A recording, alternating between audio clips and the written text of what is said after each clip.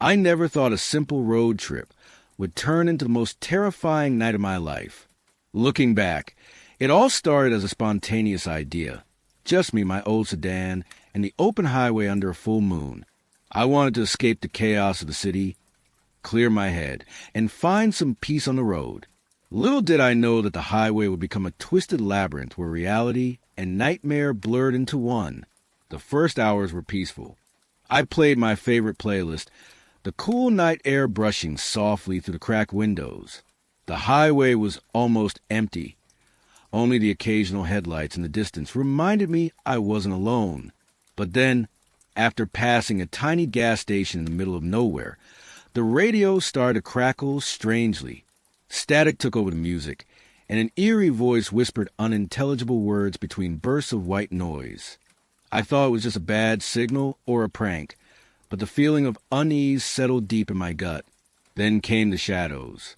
I first noticed them in the side mirrors, dark, shifting shapes that seemed to dance just beyond the edge of the road, vanishing whenever I blinked. At first, I told myself it was just tired eyes playing tricks, but as the miles passed, they grew bolder. One moment, I'd see a figure standing by the roadside. The next, it was gone. And then there were the sounds. Faint footsteps, distant whispers, the crunch of gravel under unseen feet. I gripped the steering wheel tighter, heart pounding. My mind began to spiral. Was I imagining things? Was exhaustion messing with me? I tried to focus on the road, but the landscape outside was changing unnaturally. Trees twisted into grotesque shapes, branches reaching like claws. The moon flickered in and out, shadows stretching impossibly long. I pulled off at the next rest stop, desperate for a break. But the place was deserted, and the lights flickered as if on the verge of dying. I stepped out, the cold biting into my skin, and suddenly I heard a voice call my name. It was soft, almost tender, yet utterly chilling. I spun around, but no one was there. My breath came in ragged gasps as panic set in. When I got back into the car, I locked the doors and tried to start the engine, but it stalled. The dashboard lights flickered, then died completely. I was stranded in the middle of nowhere, surrounded by darkness that felt alive. I didn't know what to do. Should I stay, or try to walk back to the highway? My rational mind screamed to stay put, but my instincts urged me to flee. As I debated, the voice came again, closer this time, whispering secrets I couldn't understand, promising things I didn't want to hear. Suddenly, the passenger window fogged up, and words appeared as if written by an unseen hand. You cannot leave. I hammered the buttons to unlock, but the door was stuck. The temperature dropped, and my breath became visible inside the car. Shadows pressed against the glass. Faces twisted in silent screams. I closed my eyes, tried to pray, but the darkness seeped inside me. When I opened them, dawn was breaking. The engine roared back to life as if nothing had happened. The rest stop was gone. I was back on the highway, miles from where I thought I was stranded. Since that night, I haven't taken a road trip alone. Sometimes, late at night, I swear I still hear the whispers on the radio, reminding me, the road never forgets. After that eerie dawn, I thought I was safe, but the night had marked me in ways I couldn't yet understand. Over the following days, I felt like I was being watched. At first, it was just a sensation, goosebumps crawling over my skin, hair standing on end for no apparent reason. Then came the nightmares. In those dreams, I was back on that deserted highway. The road stretched endlessly, but the scenery was twisted. Trees with faces contorted in silent screams, fog thick and suffocating. Shadows flitted at the edges of my vision, always just out of reach. I'd hear faint whispers calling my name, each time louder, more urgent. Sometimes I'd try to run, but my legs felt like lead. The fear was palpable, like a living thing squeezing my chest tighter with every heartbeat. I started avoiding driving at night altogether. Even during the day, the thought of being alone on an empty road made my stomach churn. Friends noticed my anxiety, but I brushed it off. How could I explain what happened? Who would believe me? One evening, Unable to sleep, I sat down with a notebook to write everything down. The act of putting it on paper was strangely calming, like exorcising the dark thoughts.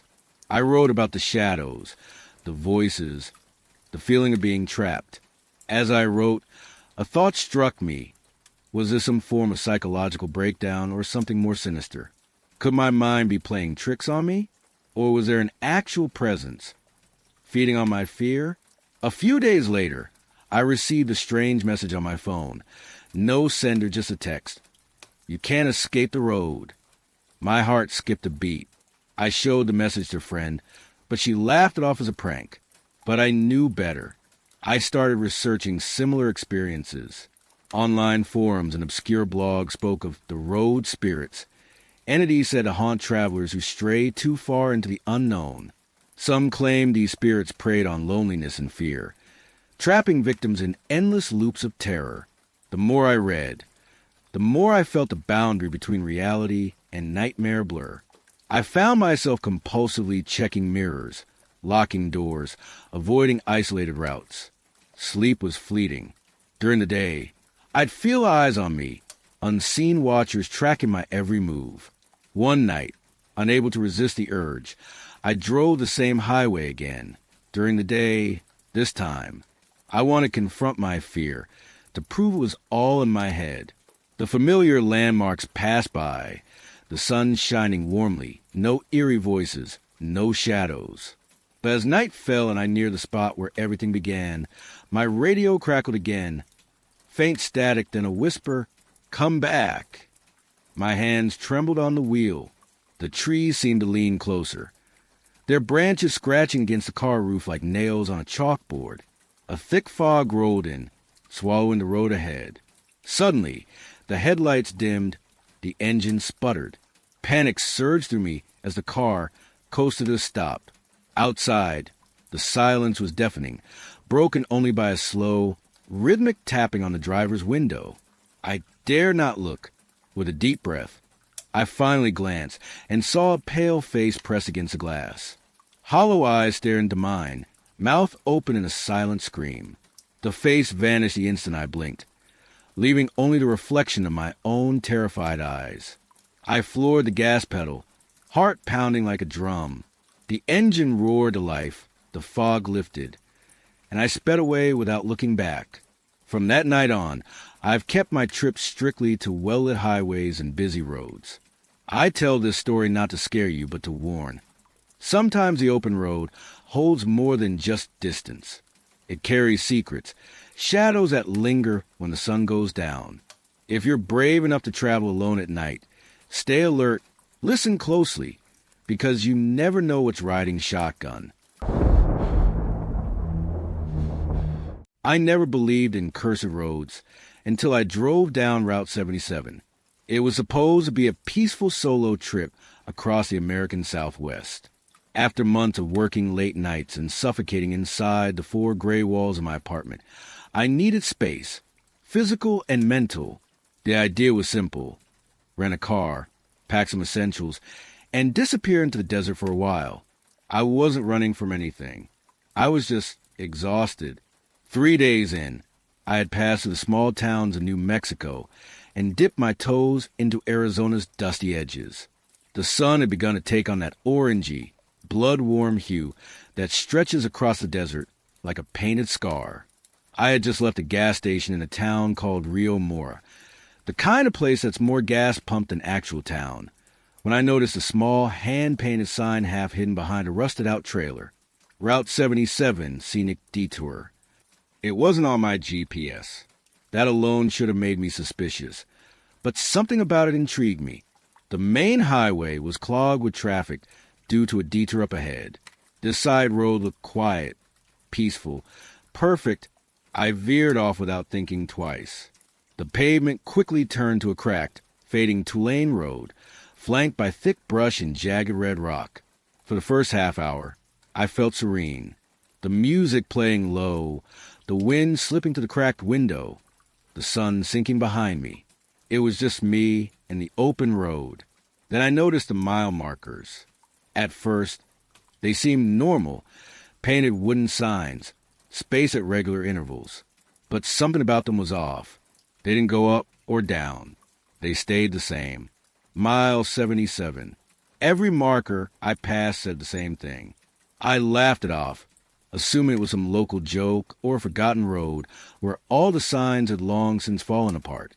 But as I kept driving, something began to gnaw at me.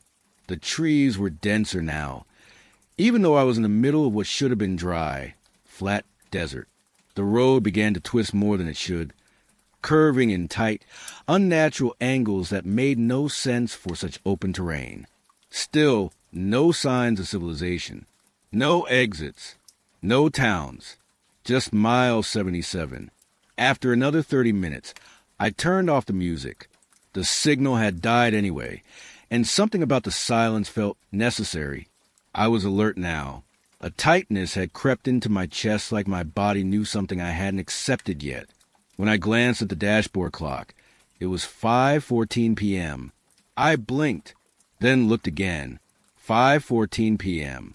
I kept glancing every few minutes. It didn't change. The digital clock was frozen. Pulling over felt like the right idea. I needed to collect myself, maybe restart the car, check my phone, drink some water. But when I pulled off to the shoulder, the car sputtered, dead. No engine, no lights, not even the emergency flashers. I sat in stunned silence for a minute, clutching the steering wheel, staring out at the dimming landscape. The sun hadn't moved either. It still hovered in the exact same position, just above the ridgeline, like it had been paused. I opened the door and stepped out. That's when I heard the whispering. Faint at first, like wind rustling through a narrow canyon, but it grew clearer as I stepped away from the vehicle. Dozens of overlapping voices, just on the edge of understanding. Men, women, children, speaking in fragmented English, sometimes another language entirely. The voices were all around me, but when I turned in circles, I couldn't pinpoint a source. They just seemed to hang in the air. Heavy, wet. I tried my phone. No signal. Tried to start the car again. Nothing. Then I realized something that made my blood go cold. There were no insects, no birds, no wind, no sound other than those whispers. It wasn't just quiet, it was void. I climbed back into the car and locked the doors, telling myself I was just tired, that maybe I had missed a gas station, or I had altitude sickness, or the heat was getting to me. I even tried convincing myself I dozed off at the wheel and was dreaming. But then the knocking started. 3 slow, deliberate knocks on the rear driver's side window. I spun around in my seat. Nothing. Then tap, tap, tap. Same sound, this time on the front windshield. Again, nothing there. I couldn't breathe. The air was thick like syrup. My ears popped, as if I'd ascended several thousand feet in an instant. The windshield began to fog up, even though the temperature outside had plummeted unnaturally. I rubbed my arm and felt goosebumps rise, the kind you get not from cold, but from being watched. Through the fog, a handprint appeared, small, child-sized, pressed from inside of the windshield. I screamed and scrambled out of the car, stumbling backwards. When I turned back toward the road, the vehicle was gone, vanished. No tire marks, no sound, just a cracked road and the same goddamn sign a few feet ahead. Mile 77. I don't remember falling asleep. One moment, I was standing on the road where my car had just vanished, staring into the stillness, ears ringing with silence and breath held in my chest. The next, I opened my eyes to find myself lying on a dirt patch under a skeletal tree. The sun was still in the exact same place, that frozen amber hue just brushing the horizon like a paused video frame. I sat up slowly, scanning the surroundings. The whispers had stopped. Everything was too still, the kind of stillness that knows you're awake. I stood, heart pounding like a drum, and began to walk. There was no car, no road, just a mile 77 sign, crooked and rotting behind me, as if nailed to the earth itself. I walked for hours, or minutes, It's hard to tell. Time didn't seem to exist here. Eventually, I came upon something I hadn't seen in what felt like days. A house. Old two-story, with peeling paint and broken windows, sitting alone in the middle of this surreal landscape, like a forgotten monument. There was no driveway, no mailbox, no fence, just that house, sitting crooked on dead earth. The door was slightly ajar, swaying with a creak that seemed more like a moan. I knocked, not because I expected anyone to answer. I think I was just trying to remind myself I was real, that I had weight, sound. I pushed the door open. Inside was darkness, not the absence of light, but the presence of something else, something thicker than shadow. My feet crossed the threshold, and I felt in my chest, like stepping into water that's too deep and too cold. The floor creaked under my weight. The air smelled like mold and copper. The walls were lined with photographs, dozens, maybe hundreds, all in mismatched frames. Faces stared out at me, faded and twisted, their expressions eerily similar. Fear, not screaming or crying, but the moment before, that frozen second when someone realizes something is terribly, irreversibly wrong. And then I saw mine, dead center. A photo of me, standing outside my apartment in San Diego. Same clothes I'd packed for the trip. Same backpack. My legs gave out. I collapsed to the floor, hyperventilating, eyes locked on that photo. I hadn't taken it. No one had. But there it was, aged and faded like it had been there for years. Dust covered the frame. I reached out to touch it, needing proof, something tangible. As soon as my fingers touched the glass, a sound erupted behind me. Footsteps. Upstairs. Slow. Deliberate. Heavier than a person should sound. I should have run, but I couldn't move. My body was ice. The footsteps reached the top of the stairs, then descended, step by creaking step. Something was coming down. I turned slowly toward the staircase and saw myself, or something that looked like me, same face, same clothes, but the skin was too pale, eyes too dark, movements wrong, like a puppet pretending to be human. It spoke, but not aloud. The voice was inside my head. You shouldn't have come here. I stumbled backward, knocking into the wall of photos. Some fell. The glass shattered like gunshots. I didn't respond. I couldn't. This road, it remembers.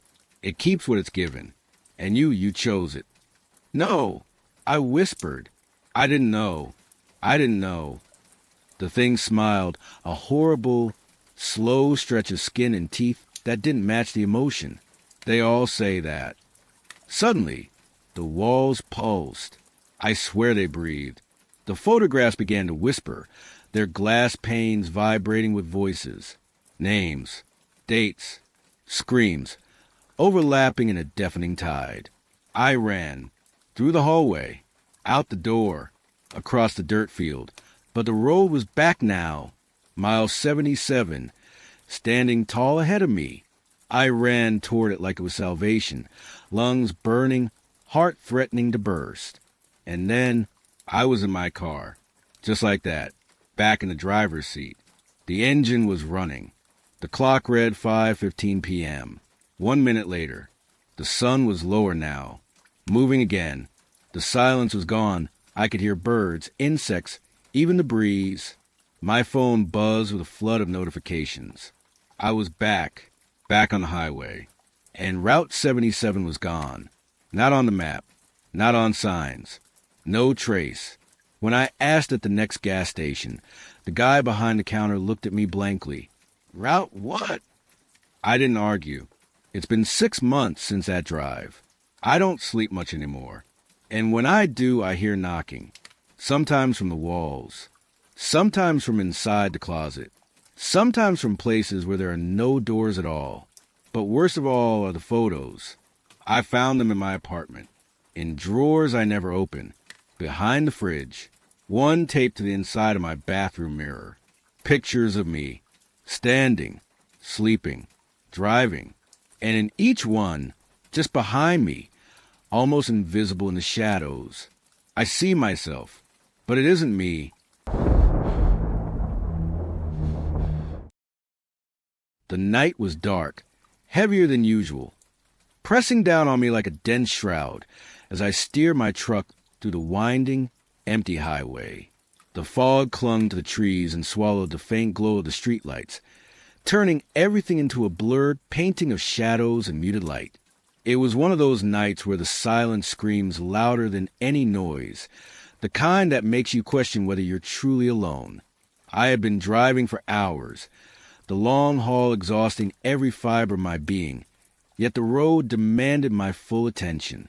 My hands gripped the steering wheel tightly, knuckles pale, as I battled the creeping weariness and the gnawing unease settling deep in my chest. The radio, my usual companion in these long, lonely stretches, sputtered with static. Every now and then, a snippet of a voice, a fragment of song, would slip through the crackling interference. But tonight, it was different. The static seemed to whisper, almost like it was trying to communicate. I leaned closer, squinting to catch the faint words, but they were muddled, distorted beyond comprehension, half-remembered phrases from a language I couldn't place. It sent a chill through me, the kind that comes not from cold, but from something inexplicably wrong. Trying to shake the creeping paranoia, I reminded myself it was just my mind playing tricks. Exhaustion, isolation, perfect breeding ground for overactive imaginations. Still, the feeling that I wasn't alone inside the cab refused to leave. Up ahead, the headlights caught the edge of a narrow bridge spanning a river dark as ink. As I drew closer, I thought I saw a figure standing motionless on the guardrail, staring out into the blackness. The figure was pale, almost translucent, the edges of its form flickering, as if it wasn't quite part of this world. The hair fluttered, though the air was still. I blinked hard, willing the sight to disappear, but it lingered. The fear in my gut tightened its grip. My foot instinctively eased off the accelerator, but the truck didn't slow, the momentum too great. Part of me wanted to stop, to see if someone was there, to help. But another part, the part that knew better, screamed to keep moving. The stories I'd heard from other truckers flooded my mind. Tales of ghostly hitchhikers, spirits trapped on lonely roads, warnings whispered in the dim light of truck stops. This was one of those stretches, a road locals avoided after dark. I swallowed hard and kept my eyes on the road. That night, the weight of the unseen pressed heavier. My breath came in shallow, uneven bursts, and the air inside the cab seemed to chill. The temperature dropped suddenly, frosting delicate patterns on the windows. My hands trembled despite the gloves. The radio crackled again, louder this time. Through the static came a voice, faint, desperate. "Help, please." My heart leapt into my throat. I scanned the road ahead, but there was nothing, no cars, no lights, no sign of life. The voice repeated, barely audible, "Help, trapped." I debated stopping, turning back, anything to escape the suffocating dread. But the pull of that voice, the instinct to respond, was stronger. I pressed the accelerator, the engine roaring in protest, drowning out the haunting plea. Minutes later, at an isolated rest stop, I saw her, the woman in old-fashioned clothes, her face pale, eyes hollow and glassy. She raised a trembling hand, as if waving, then vanished into the fog. My mind scrambled for explanations, hallucination, exhaustion, a trick of the light. But the feeling of being watched remained. Later, as I drove past an abandoned gas station, the headlights illuminated a figure standing beside a rusted pump, a man in tattered clothing, face obscured by shadow. He raised a lantern that flickered with an unnatural blue flame. For a split second, our eyes met, and I saw a hollow void where his eyes should have been. I slammed on the brakes, heart hammering, but when I looked back, the figure was gone. I tried to rationalize it, the mind conjuring monsters in the darkness, but deep down, I knew something had crossed over into my world that night. Days later, back at home, I found a strange symbol scratched into the dashboard. Something I had never seen before, a twisted spiral surrounded by runes that looked ancient, etched deep into the metal. I tried to scrub it away, but it wouldn't fade. Every night after that drive, the nightmares came. Shadowy figures watching from the edges of my vision, whispers in languages I couldn't understand, feelings of suffocating dread. The line between reality and nightmare blurred. I stopped taking that route, but the feeling never left. Even now, years later, when I'm alone on a dark road, the radio static sometimes breaks into that desperate voice. Help, trapped. And I wonder, what did I awaken that night? I've been driving trucks for over a decade, and I've seen my fair share of strange things on the road. But nothing prepared me for that night on Route 66, a night that changed me forever. It started like any other shift. I was hauling a load of electronics from Chicago to Los Angeles, taking the old highway instead of the interstate for the scenery and less traffic. The sun was setting, painting the sky in streaks of orange and purple. I felt calm, almost too calm. Maybe that was a warning I ignored. As night fell, the landscape around me grew eerie. The usual neon signs and roadside diners were gone, replaced by long stretches of desolate desert and abandoned buildings. The radio crackled static, as if struggling to pick up any station. I turned it off. The silence was almost comforting. About an hour into the darkness, just past a forgotten town called Amboy, I noticed her. She stood at the edge of the road, dressed in a white dress that fluttered in the wind despite the stillness of the night. Her face was pale, almost translucent, and her eyes were hollow and black. At first, I thought it was a hitchhiker, maybe a prank or some poor soul in need. But when I slowed down to offer a ride, she vanished. Just like that.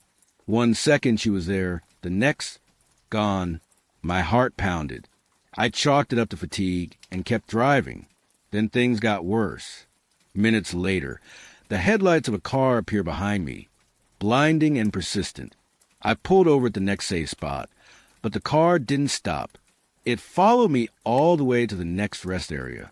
I got out, trying to catch a glimpse through the darkness. No car. Suddenly, a chill swept over me. The temperature dropped sharply, my breath visible in the air.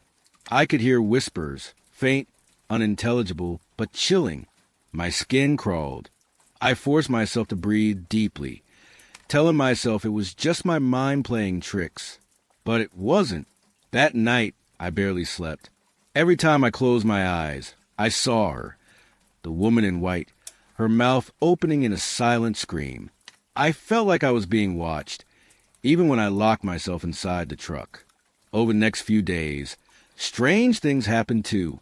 My GPS would reroute me to nowhere.